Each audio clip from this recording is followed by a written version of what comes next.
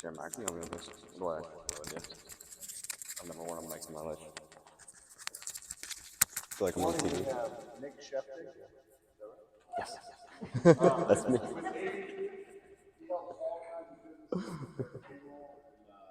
plans. We're going to hear all about all the great work he does. He's one of our rising members, so let's give him a warm welcome. Nick. Thank you, Rick. And good morning, everyone. A lot of visitors in the room, new faces, so great to see all of you. And I'm excited to tell you a little bit about what I do. It's been a while since I've done a presentation, so let's get to it. There's a warning disclaimer. Payroll presentations can be pretty boring, so if at any time you feel tired, nauseated, you're welcome to leave the room or consult any of the doctors we have here. But who am I? I'm Nick Sheftic, like Rick said, work for ADP. I'm a small business consultant. So I help businesses of all sizes, but particularly focusing on the small guy. I'm from Pittsburgh originally. I'm a diehard Steelers fan by nature. Do we have any other Steelers fans in the room? Yes? Okay. We'll take it. So I'm actually from a small town outside of Pittsburgh. It's Latrobe, Pennsylvania. That's actually where the Steelers do their training camp. Home of Mr. Rogers, home of Arnold Palmer, and the home. So I don't know if this is actually true, but they claim it. The banana split was created there as well. So some fun facts. But in April of 2021, I decided to move to Florida. COVID kind of messed up my job situation. I graduated college in 2019, worked for a little bit, and after COVID, decided I wanted to do something different with my life, so I moved here, packed my car up, drove about 16 hours, and in June of 2021, I joined BNI. I've told the story before, but Deb Bergfeld was actually my first client. If you don't know her, that's one of the members of the group. And she invited me to visit, and I did, and I just haven't looked back since, and I'm up for renewal, I think, I guess in June, but I plan on renewing again, and it's been huge for my business, so if you're considering joining, I would highly recommend it. So back to ADP. If you're not familiar with ADP, we're the largest payroll company in the world. We pay 1 in 5 Americans. We have over 1 million clients. Technically speaking, this is more of a jargon word. It's a human capital management company. I'll get into more about what that means later. But other than that, I do have a unique hybrid role with ADP, so I help with payroll, but last year I also got licensed in retirement, so I have a passion for helping people plan for retirement, help them with their payroll, whatever I can do to make their life easier. If you currently don't have a retirement plan, I suggest that you sit down with Rick and he could, help point you in the right direction. Appreciate it. It's the least I can do for the intro. And last year I did make President's Club for ADP. That's an incentive trip that they offer. That's the ultimate goal for a rep. So I got to go to Maui in August, and this year my biggest goal is to make it back, and I get to go to Ireland. So if anyone can help me get there, be appreciated. So back to human capital management. It is everything from hiring to retiring. So I do everything, or ADP does, I guess. Everything in the middle. So from finding talent, we have a partnership with ZipRecruiter. If you don't know what that is, it's similar to Indeed. You can post jobs, you can run background checks, see when people apply, all that fun stuff. All ADP clients get free access. We have time and attendance, so when you do hire someone, bring them on board, you need them to start punching in and out. They can do that on our technology. All the hours go straight into the payroll system. Once you're in the payroll system, you can process 1099s, W-2s, and all that good stuff. We offer benefits. Even if you don't have your benefits with ADP, we also integrate with outside vendors, so at the very least you can get the payroll deductions, and we can help facilitate that. HR outsourcing, we also have a PEO, and there's a whole lot to HR, and I'll get into that in a little bit. So, sounds pretty boring. Why do I do what I do? So, in about 2016, I think it was, my dad started 2 businesses, and I helped him a lot with those, and just seeing what he went through, wearing 50 million different hats at once and trying to figure it all out. He worked in corporate for 20 years, similar to someone like me, but he started his businesses, he liked what he did, but he didn't really know how to make it all work. So, if there's any way that I can help small business owners like I tried to help my dad, that's really my ultimate goal. And here's some fun facts about small businesses, so I won't read all of these, but Small businesses, there's about 33 million in the United States. 99.9% of all businesses. Where was the other one I wanted to read? COVID caused 31% of them to shut down, so we're still feeling the repercussions of that. A lot of employers are struggling to hire. It's really the main problem I hear about, and mostly everyone else too. And then almost half the jobs in the United States are from small businesses, so it's a very, very important segment of the economy, and that's a lot of opportunity, but yeah. All right, so payroll and HR solutions. What does this really mean? So we help with payroll, like I mentioned.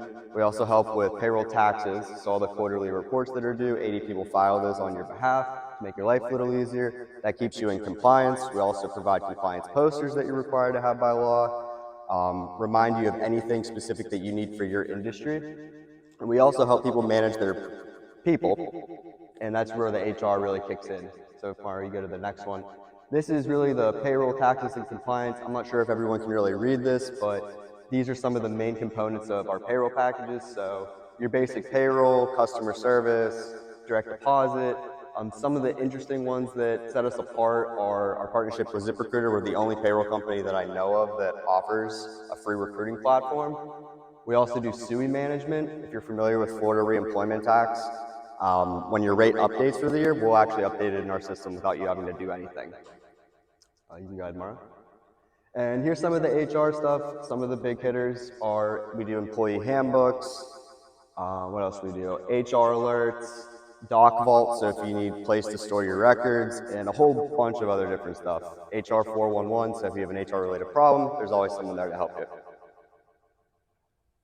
So why do business owners switch payroll companies? I have this conversation every day, and it always comes down to price, people are overpaying, or service.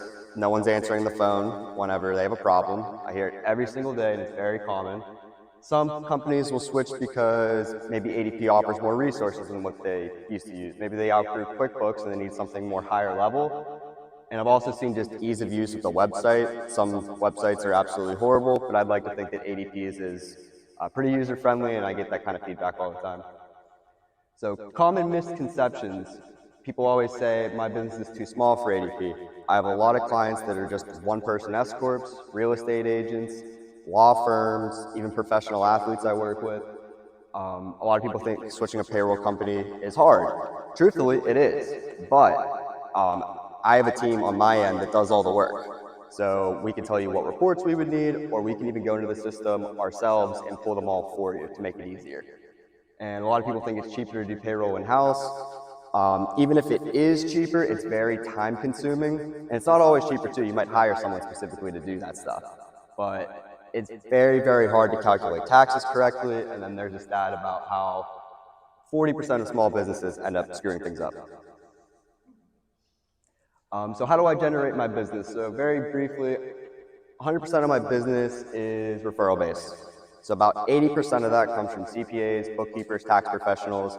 I help them, I help their clients, and that's where I get a big bulk of my business. I also work with financial advisors like Rick, bankers, clients, and of course BNI. So if you're an ADP client, we do have a client appreciation program similar to Brandon's with ADT. So depending on the month, it's anywhere between $100 to $500 per referral. If you get 3 referrals in a year, you get free payroll for a year, which is a pretty nice incentive. And I do want to give a special thank you, and I'm trying to make this quick. Ada Callahan, Deborah, Dimitri, Elena, Ivan, Dr. John Ferreira, Malik, Dr. Mara, Nathan, Sandra, Tawny, and previous BNI members for being my client. Thank you so much.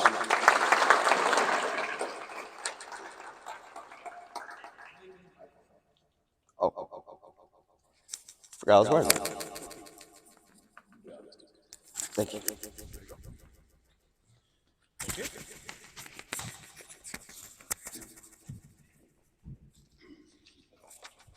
the summer of 2018, I was having a tough time. My mom was not good, my car died, and I had moved to this really nice condo on 4th Street, but my business was down. I was like, how am I going to make it on my full commission? So, at the urging of a friend, I came to BNI Next. Yeah, well, FGD meet our greatest guest. And that started to turn things around. I walked in, I met Peter Rintye, first guy I met at the United States. He was the chapter president at that time.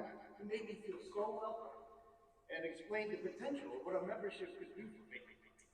I was there with 70 strangers, and ADP and Pete introduced me to everyone. So he let me come back 3 more times for free to sub. He's like, man, you gotta pay your dues. Come on, get real and yours. So I did. Now I'm introducing Pete to 70 of my friends. Pete has a long history of politics and leadership positions. From being a senior staff member to the U.S. House of Representatives, to a board of directors at the National Association of Business PACs, to guest lecturer at American University. And like me, maybe a couple other people in here, he's on one of these. Eagle Scout Award. Right? Congrats. Little known fact about Pete. He's got some interesting parents. So his father in 1976, to commemorate the bicentennial USA 200th birthday, went out to an AMC car dealer around, and he bought a Gremlin, ugliest car ever. It was a bright red Gremlin. A month later, he goes back to that same dealership, buys a white Gremlin, puts it in the driveway next to the red one.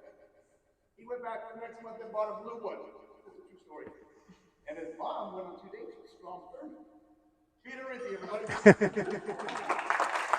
Thank you, Brandon. I appreciate that. And the red, white, and blue story is true. We had a driveway that was on a major thoroughfare, and literally you see the 3 of them lined up. But my parents did many other things, but we really won't get into that at this point in time, maybe after a few adult beverages. I am here to reinforce the fact that there is not a small town in Wisconsin called direct mail system or mail. There's a lot of other names, but not those. I want to talk briefly a little bit about direct mail and a couple of myths that are out there about direct mail. A lot of people think it's very expensive. It's not really. And if you think about who you're reaching with the amount of money you're spending, you'll find out that it's nowhere near as expensive as you may think. In fact, your rate of response is much better. The advantage of direct mail is 70% of the mail that goes out there gets opened.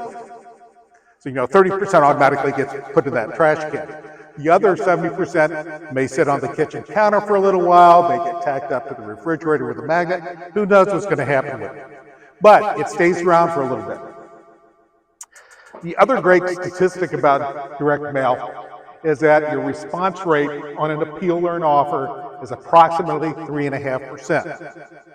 With email marketing, it's 0.2%. So it does get open, it does get read, and your response rate is greater. One of the greatest things I found out about direct mail is who would you think the best respondents to direct mail would be? Older people or younger people? Younger. Why? Because it's sort of a special thing. Most young people don't get direct mail sent to them directly because they don't operate in that sphere. But they do respond in better rates. As Laura can tell you, it doesn't matter how great a piece of mail is, how beautiful it is, the color, the design of it. It doesn't matter how great it is if it's not going to the right audience. So one of the things I want to do today is talk about finding that right audience for you. And I went to Catholic school, just so everybody knows, full disclosure. And when the nuns couldn't get you to volunteer, they'd point to you and say, answer the question for me. And so we're going to be a little interactive today. So Rick, if I told you I could get you a listing of people within a certain geographic area that had a certain net worth of $2.5 million, would that be some data that you would like to have included maybe in a... Okay. If I told you their homes were valued over $1.5 million, would that be something that would have a little bit of interest to you? If I told you they were looking for financial planning advice, would that have a little bit to do with it? Yeah, I bet it would. The thing is, there is a lot of information out there. Marketers are getting it from everywhere. And though I don't have access to 100% of it, I'll be the first to say that because some is proprietary. There is a lot out there that a direct mail firm can do. And when they have that information, they can sit and plan with you then the type of mail that you may want to do to that audience and see what you can get.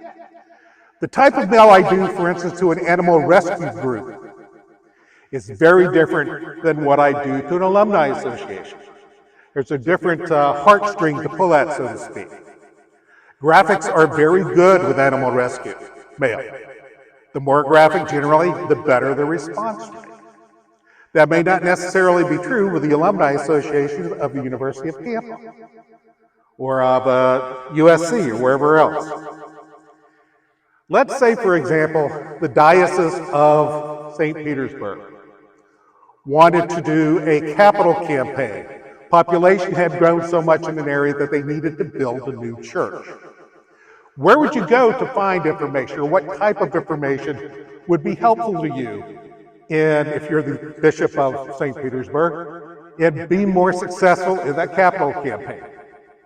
And so I have that as an open question. Participation. Anyone? Bueller? Well, that would be number one, of course, obviously. Thank you, Andre. But where else would they go? Pardon me? Religious organizations. What about to the people that are in that geographic area where the church is going to be, who are probably Catholic, or who might be Catholic? It would seem to me that the diocese would probably have a census of their membership in a certain area. So that would be a place to start. You could also go to certain income individuals. There are a number of Catholic organizations out there in which people are very active, whether it be charitable or religious. Those sorts of folks may have a higher interest in seeing the success of that drive. The point I'm trying to make is that data is out there, and we are a data-driven society. We're all on the internet all the time looking for various aspects that is data-based. So why not put that into your marketing kit? It makes very good sense to do that. And even though printing may be one of the more established marketing practices out there, I will point out that virtually everybody who has social media or is active on Twitter or Instagram or Facebook puts their logos on what they print so that people can follow them. And it's great to see when you have different marketing mediums out there complementing each other. When you don't do that, you have a chance of getting real confusing. And with that, I'm going to stop, and I'm going to ask Pastor White if he'd say a nice word or two about me and your checks in the mail. Our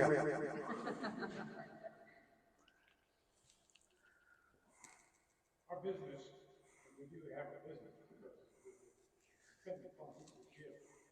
It's dependent upon those who respond to what we have to do. We send out, I think, 1,500 letters, 1,500. Roughly 1,500, yes. Every month. From that, we get responses to us from people from all over the United States. That gives us something that's insulated from the economy of what we have here. So we pick up on people from that and get people away from here where solutions better, the grass is a little greener, and we do respond from that, and that helps us. And that sustains us. We couldn't do that without Peter. And he helps us every month. And if we have any other problems with things, I can always contact Peter and ask him, Peter, what can we do to improve what we need to do for the people we need to meet? He's been a tremendous resource to us in many ways. Peter is an affable fellow. In case we have our time, we spend some time together. But Peter's always a resource that we have available to us. Thank you, Pastor White. Thank you, everyone. Have a great week.